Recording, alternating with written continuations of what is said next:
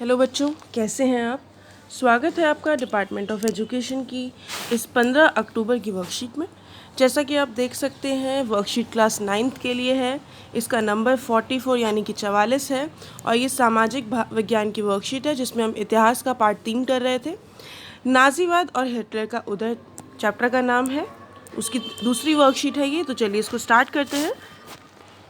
प्रथम विश्व युद्ध के बाद जर्मनी, बताया कि जब फर्स्ट वर्ल्ड वॉर हुई थी उसके बाद जर्मनी का क्या हुआ। युद्ध का हर्जाना वाइमर गणराज्य पर थोपने से जर्मनी के लोगों में पराजय का अपराध बोध था। अभी आपको क्या था, आपने देखा है लास्ट क्लास में हम लोगों ने पढ़ा था, लास्ट वर्कशीट में हम लोगों ने पढ़ा था कि भाई क्या किया था। 5-6 चीज़ें थी कि भाई जब लड़ाई लड़ गए थे तो उसके बाद सारा का सारा जो 6 आपने पूरी की पूरी चीज़ें पढ़ी होगी कि जितना हर्जाना था वाइमर गणराज्य ने सारा का सारा जर्मनी पे लगा दिया था। तो जर्मनी के लोगों को वैसे भी अच्छा नहीं लग रहा था। राष्ट्रीय अपमान के साथ हर्जाना चुकाने की वजह से आर्थिक स्तर पर भी लोग भी अपंग हो चुके थे। अभी सिंपल सी बात है, अपमान तो हुआ ही हुआ, साथ में बोला था कि भाई इतना पैसा उन्होंने चुकाना है। लड़ाई में जितना भी नुकसान हुआ वो सारा का सारा नुकसान जर्मनी को पे करने के लिए बोल दिया गया। वाइमर गणराज्य के हमायतियों को नवंबर की अपराधी कहकर उनका खुलेआम मजाक उड़ाया गया। तो जो वाइमर गणराज्य के जो हिमायती थे, मतलब जो वहाँ पे सारी की सारी चीज़ें करते थे, उनको नवंबर के अपराधी कहकर उनका मजाक लोग उड़ाने लगे। वो उनका तरीका था सिचुएशन से डील करने का। इस मनोदशा का 30 के दशक के शुरुआती राजनीतिक घटनाक्रम पर गहरा असर पड़ा। अब समाज में सिपाहियों को आम नागरिकों के मुकाबले ज़्यादा सम्मान दिया जाने लगा। राजनेता और प्रचारक इस बात पर जोर देने लगे कि पुरुषों को आक्रमण, तलवार और मर्दाना गुणों वाला होना चाहिए। सार्वजनिक जीवन में आक्रमण, फौजी प्रचार और राष्ट्रीय सम्मान व प्रतिष्ठा के सामने बाकी सारी चीज़ें कम महत्व की हो गई। तो भाई चेंजेस तो आते ही हैं, बोलते हैं चेंजेस प्रकृति का नियम होते हैं, तो वहाँ पे भी चेंजेस आने लगे। जो धीरे धीरे है सिपाही वगैरह को इज़्ज़त मिलने लगी, आम लोगों से ज़्यादा इज़्ज़त मिलने लगी। जो राजनेता थे और प्रचारक थे वो इस बात पे जोर देने लगे कि जो पुरुष है बेटा उनको तलवार अंदाजी आनी चाहिए, उनको आक्रमण करना आना चाहिए, मर्दाना गुण उनके अंदर होने चाहिए। ठीक है। उसके बाद नए राजनीतिक विचारों का उदय। जर्मनी में भी रूसी क्रांति से प्रेरित होकर बहुत सारे शहरों में मजदूरों और नाविकों की सोवियतें बनाई गई। समाजवादी, डेमोक्रेटिक और कैथोलिक गुटों ने वाइमर में राजनीतिक परिवर्तन के लिए प्रयास किए। स्पार्टकिस्टों ने जर्मनी में कम्युनिस्ट पार्टी की नींव डाली। इसके बाद कम्युनिस्ट और समाजवादी एक दूसरे के कट्टर दुश्मन हो गए और हिटलर के खिलाफ कभी भी साझा मोर्चा नहीं खोल सके। क्रांतिकारी और उग्र राष्ट्रवादी दोनों ही खेमे रेडिकल समाधानों के लिए आवाज़ें उठाने लगे। आर्थिक संकट क्या आया बेटा, आपको पता है पैसे से रिलेटेड तंगी आने लगी थी। जर्मनी ने पहला विश्व युद्ध मोटे तौर पर कर्ज लेकर लड़ा था और युद्ध के बाद तो उसे स्वर्ण मुद्रा से हर्जाना भी भरना पड़ा। इस दोहरे बोझ से जर्मनी के स्वर्ण भंडार लगभग ख़त्म हो गया और आखिरकार 1923 में जर्मनी ने कर्ज और हर्जाना चुकाने से इनकार कर दिया क्योंकि था ही नहीं उनके पास पैसा। जर्मन सरकार ने इतने बड़े पैमाने पर मुद्रा छाप दी कि उनकी मुद्रा मार्क का मूल्य तेजी से गिरने लगा। अभी क्या होता है बेटा, जैसे आपको पता होगा भाई, ऐसा तो भाई देश में पैसा नहीं, जैसे अभी की बात बोल रहे हैं कि भाई हम कह रहे हैं हमारी इकोनॉमी डाउन जा रही है, ये जा रही है, तो भाई पैसा छाप दो, पैसा तो यही है। बट ऐसा नहीं कर सकते। जितना हमारे देश के पास सोना होता है उसी के हिसाब से हम मुद्रा छाप सकते हैं, उतनी मुद्रा होती है हमारे पास। और हर साल कितनी मुद्रा छपती है, हर साल जितनी ख़राब हो जाती है उतनी मुद्रा छपती है, अदरवाइज़ मुद्रा नहीं छपती। तो दिसंबर 1923 में $1 के खरबों मार्क मिलने लगे। जैसे जैसे मार्क की कीमत गिरती गई, ज़रूरती चीज़ों की कीमतें आसमान छूने लगी। इस संकट के बाद अति मुद्रास्फीति का नाम दिया गया, जब कीमतें बेहिसाब बढ़ जाती हैं, और इस स्थिति को अति मुद्रास्फीति का नाम दिया जाता है। जर्मनी को इस संकट से निकलने के लिए अमेरिकी सरकार ने हस्तक्षेप किया। इसके लिए अमेरिका ने डाव्स योजना बनाई। इस योजना में जर्मनी के आर्थिक संकट को दूर करने के लिए हर्जानों की शर्तों को दोबारा तय किया गया। जर्मनी ने आर्थिक सुधार अमेरिका से किए गए कर्ज पर आश्रित था। जब 1929 में अमेरिका ने वॉल स्ट्रीट एक्सचेंज यानी कि जो शेयर बाज़ार है धाराशाही हो गया, तो जर्मनी को मिल रही ये मदद भी रातों रात बंद हो गई। 1929 से 1932 की इस मंदी को सबसे बड़ा प्रभाव जर्मन अर्थव्यवस्था पर पड़ा। बेरोजगारी, अपराध, चोरों, चारों तरफ गहती हताशा का माहौल था। लोकतांत्रिक संसदीय व्यवस्था में लोगों का विश्वास खत्म होने लगा, क्योंकि वह उनके लिए कोई समाधान नहीं खोज पाए थे। पूरे देश में राजनीतिक अस्थिरता और नेतृत्वहीन का माहौल हो गया। अब कुछ प्रश्न है, उनके उत्तर देखेंगे बेटा। पहला है, प्रथम विश्व युद्ध ने के जर्मनी पर क्या प्रभाव पड़ा। क्या प्रभाव हुआ था प्रथम विश्व युद्ध से जर्मनी पे? तो जो प्रथम विश्व युद्ध है बेटा, उसके बाद जर्मनी की अर्थव्यवस्था पूरी तरह से चौपट हो गई थी। उद्योग बंद हो गए थे। 6 अरब पाउंड का जो युद्ध हर्जाना था वो उनको लौटाना था, और पहले से उनके पास कर्जा था। क्यों? क्योंकि उन्होंने लड़ाई कर्जे से लड़ी थी, तो दोहरा बोझ था उनके ऊपर। उनके खनिज संपदा से धनी क्षेत्र छीन लिया गया था और हालत उनकी और ख़राब हो गई थी। जर्मनी की जो मुद्रा थी मार्क, उसका मूल्य गिरने लगा था और आर्थिक मंदी छा गई थी। दूसरा प्रश्न है, वाइमर गणराज्य के सामने क्या क्या चुनौतियाँ थी।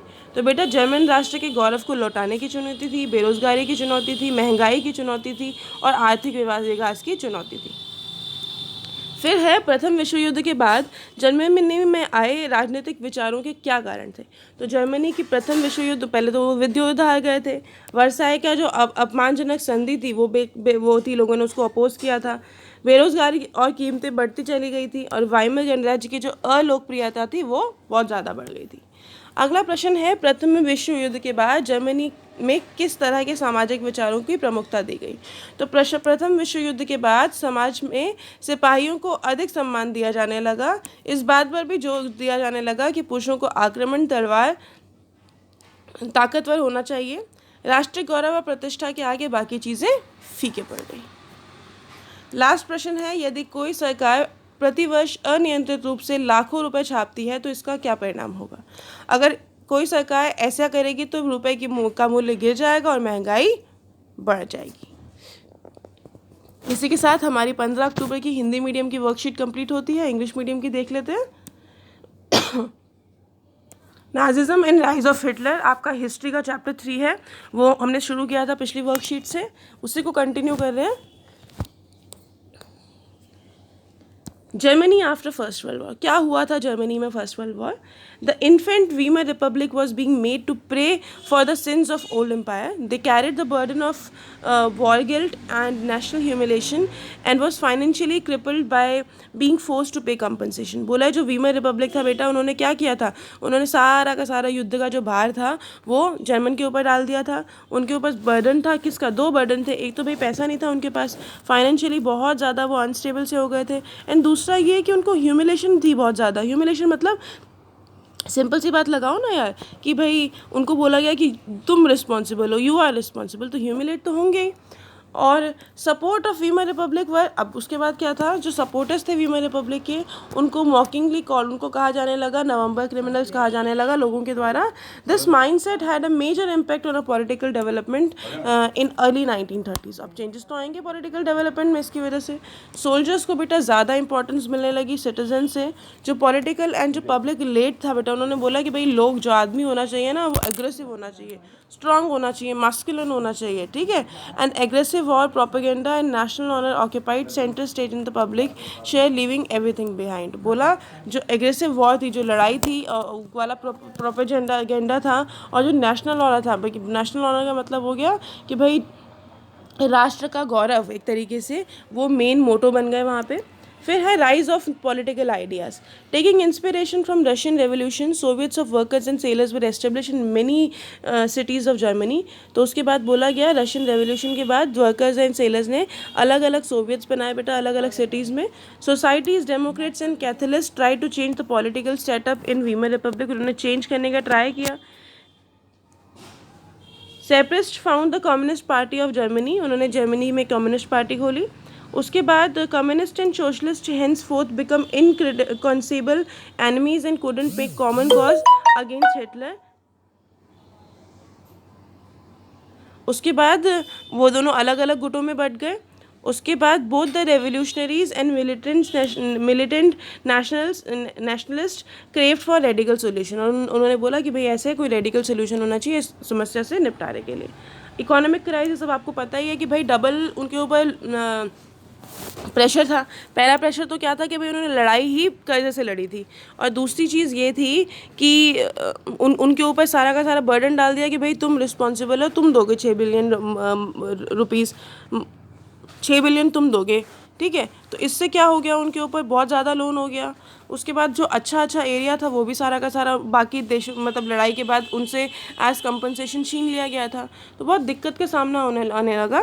Germany had fought a first world war loan पे ली थी, और कंपनसेशन देना पड़ा था उनको जितना गोल्ड था उनके पास। इसकी वजह से बर्डन था गोल्ड डिप्लीशन का, गोल्ड ख़त्म हो रहा था।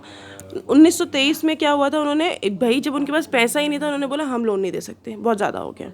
जो जर्मन गवर्नमेंट थी उन्होंने बहुत सारे पैसे प्रिंट कर दिए, और जिसकी वजह से क्या हो गया, जो मनी की जो वैल्यू थी वो धीरे धीरे कम हो गई।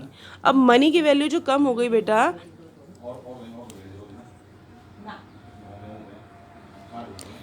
ठीक है। अच्छा, उसके बाद by December 1923 a value $1 become equivalent to 100 million mark. तो मतलब वैल्यू इतनी गिर गई। As the value of mark collapsed prices of goods, अब भाई मार्क की जो वैल्यू है वो कोलैप्स हो गई, तो जो चीज़ें हैं उनके प्राइजेस बहुत बढ़ने लगे। This crisis came to be known as hyperinflation कहते हैं इसको। A situation when price rise phenomenally high, eventually the Americans in, अब उसके बाद अमेरिकन्स ने बोला भाई हम हेल्प करेंगे, एंड उन्होंने एक डॉन्ट्स प्लान बनाया, और उससे उन्होंने क्या किया, उनका जो फाइनेंशियल बर्डन था उसको धीरे धीरे ठीक करने का ट्राई किया। जो इकोनॉमिक रिकवरी थी जर्मनी में वो बहुत पूरी की पूरी जो अमेरिका का जो लोन था उसी के ऊपर डिपेंडेंट थी। अब ये सपोर्ट भी थोड़े टाइम बाद ख़त्म हो गया, ठीक है। ख़त्म कैसे हुआ, the German economy was worst hit in the wall street exchange के बाद जो शेयर मार्केट में होता है उसने वो भी क्रैश हो गया 1923 में। The German economy was worst hit by the economic crisis. जो क्राइसिस आए इकोनॉमिक क्राइसिस 1923 से 1932 के बीच में बहुत ज़्यादा हिट हो गई। अनएम्प्लॉयमेंट था, क्रिमिनल एक्टिविटीज़ हो रही थी, ठीक है, बहुत जगह डिसअपेयर था, लोग परेशान थे। पीपल का जो कॉन्फिडेंस था डेमोक्रेटिक पार्लियामेंट्री फॉर्म में वो सारा का सारा ख़त्म होने लगा। There was a political instability in leadership vacuum in entire country. Political instability थी, स्टेबल नहीं था कुछ भी। तो क्वेश्चंस देख लेते हैं क्या है। पहला क्वेश्चन है बेटा, what were the economic impact of first World War. क्या इकोनॉमिक इम्पैक्ट था, तो जो जर्मन थे बेटा कंप्लीटली कोलैप्स हो गई थी उसकी इकोनॉमी पहली वर्ल्ड वॉर के बाद। इंडस्ट्रीज़ ख़त्म हो गई थी। 6 बिलियन पाउंड का जो लोन था वो जर्मन के ऊपर आ गया था एज कंपनसेशन देने के लिए। जो मिनरल रिच एरिया था वो सारा का सारा जर्मनी से छीन लिया गया था, ठीक है। और जो इकोनॉमिक डाउनटर्न था उसने ऑक्यूपाई कर लिया था जर्मनी को, और उनके जो पैसे हैं जो मनी है उसकी वैल्यू भी, करेंसी की वैल्यू भी गिरने लगी थी। अगला क्वेश्चन है, what were the challenges in front of Weimar Republic. तो the challenges of returning to pride of German nation वो चैलेंज था। अनएम्प्लॉयमेंट का चैलेंज था, इन्फ्लेशन का चैलेंज था, इकोनॉमिक डेवलपमेंट का चैलेंज था। अगला क्वेश्चन है, what were the causes of rise of the new political idea. क्या क्या चीज़ें थी, तो जर्मनी ने लॉस्ट कर दिया था फर्स्ट वर्ल्ड वॉर को। जो वर्सेल जो ट्रीटी थी बेटा, ट्रीटी के बाद तो आपको पता ही है क्या हो गया था, अनएम्प्लॉयमेंट बढ़ गया था, अनपॉपुलैरिटी हो गई थी वीमर रिपब्लिक की। फोर्थ प्रश्न है, which type of social ideas were given importance in Germany after First World war. किस टाइप के सोशल आइडियाज़ को इंपॉर्टेंस मिलने लगी फर्स्ट वर्ल्ड वॉर के बाद। सोल्जर्स को इंपॉर्टेंस मिलने लगी, रिस्पेक्ट मिलने लगी सोसाइटी में नॉर्मल लोगों से। एम्फेसाइज किया गया कि जो आदमी है, मैन है, वो एग्रेसिव और पावरफुल होना चाहिए। जो नेशनल प्राइड की जो बाकी चीज़ें थी वो धीरे धीरे फेड होने लगी। लास्ट क्वेश्चन है, what would be the implications if the government without any control prints lakhs of rupee every year. क्या होगा अगर भाई सरकार पता नहीं कितने लाख हर साल प्रिंट करे, तो अगर गवर्नमेंट डजंट दिस तो वैल्यू ऑफ रुपी क्या हो जाएगी, वो गिर जाएगी और इन्फ्लेशन आ जाएगा, ठीक है। तो इसीलिए हम पैसे ऐसे ही नहीं छापते। देश में जितना सोना होता है उतना ही पैसा छपता है, एंड उसके अलावा हर साल पैसा नहीं छपता, ठीक है। सिर्फ वेयर एंड टेयर होती है। मान लो जितने नोट, जैसे आप लोग फटे हुए नोट देते हैं ना बैंक में जाके, तो उसमें क्या होता है, जितने फटे हुए नोट हैं उतने ही बनेंगे और कुछ नई करेंसी प्रिंट नहीं होती। तो इसी के साथ आज की ये वर्कशीट ख़त्म होती है। अब हम कल मिलेंगे कल की वर्कशीट के साथ।